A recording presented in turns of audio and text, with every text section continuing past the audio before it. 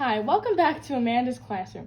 And today we are going to be doing option 17 on the midterm review, which is the chapter 2 review questions 13, 14, 15, and 16. So for these 4 questions, we are given a function, and then we have to answer these questions based on the function. So the function given was f of x equals x to the 5th power plus 4x to the 3rd power minus 21x. And the first question asked about this is describe the end behavior using limit notation. So to do this, we have to look at 2 things. We have to look at the degree and the leading coefficient. So first, we're going to identify the degree, which it's talking about the highest degree in the function, which would be 5. And then the leading coefficient, which is 1. Next, we're going to determine if the degree given is even or odd, which 5 is an odd number, and if the leading coefficient is positive or negative, and 1 is a positive number. So now we're looking at a graph that is both odd and positive. So we know that an odd graph will have arrows going the opposite direction, and a positive graph will have the arrows pointing upwards toward the right, if they're going in the opposite direction. So essentially we're looking at a graph that is like this. So now to determine the end behavior, we look at, as the graph is moving towards negative infinity, where is the arrow moving? So if we kept going this way, the arrow would keep moving towards negative infinity. So that means the limit of f of x as x moves towards negative infinity would equal negative infinity. And just like negative infinity, the same thing would be for positive infinity. If we keep traveling this way, the arrow is going to keep going up towards positive infinity. So that would be our answers for the end behavior.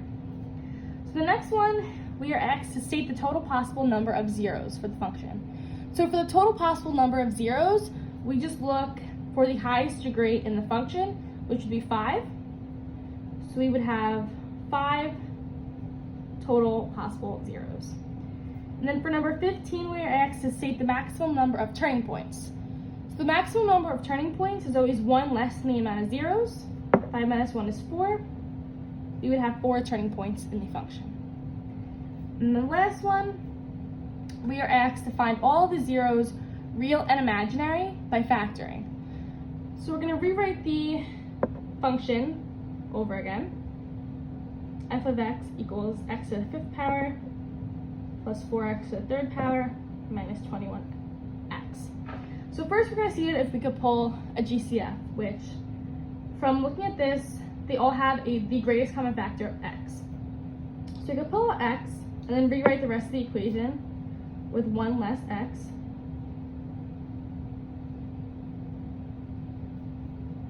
And now from looking at just this alone, it looks like we could factor this.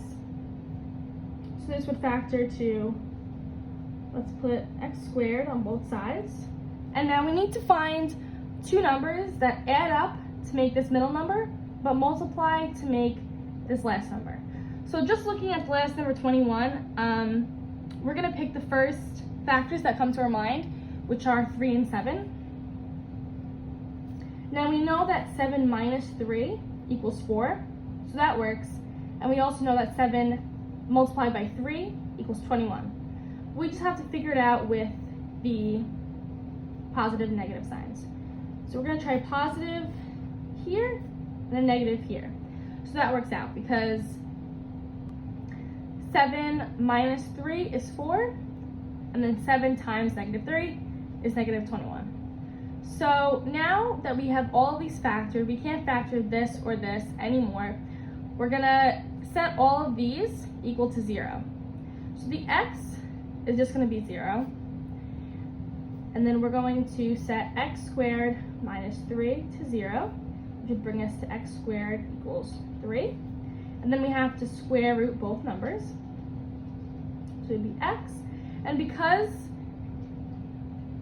a positive or a negative number can be multiplied by itself to create 3, we have to include both possibilities.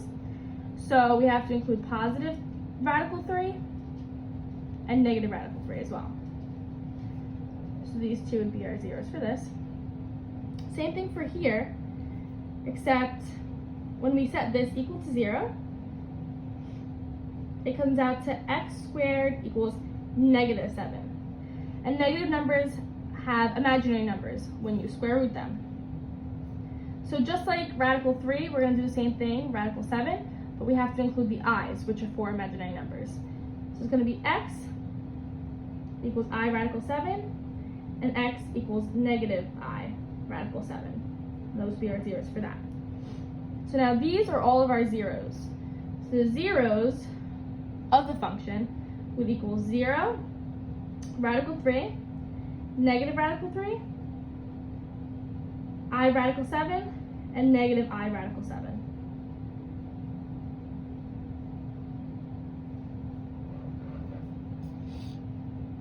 And there you go. So the end behavior, as x moves towards negative infinity, graph would move toward negative infinity. As x moves towards positive infinity, positive infinity.